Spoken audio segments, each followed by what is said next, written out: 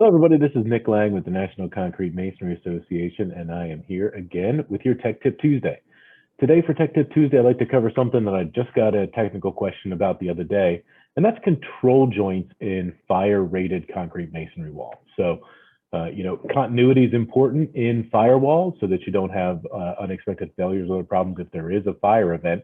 But there are ways to deal with control joints so we can also keep from having cracking and other unwanted things in our walls.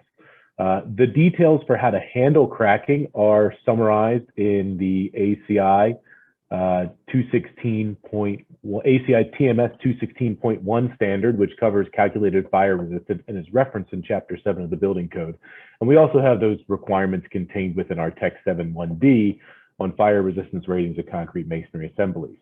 And if you go down to the section on control joints here, you can get into some of the different details that are acceptable for maintaining control joints. Could be for a 2-hour rating, could be a preformed gasket, or you could use some sort of a ceramic fiber felt.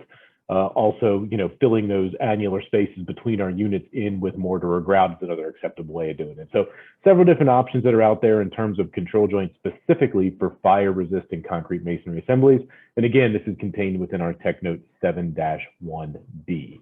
So I hope that's useful for you guys as you're dealing with trying to put in control joints and maintain your fire resistance ratings in those concrete masonry walls.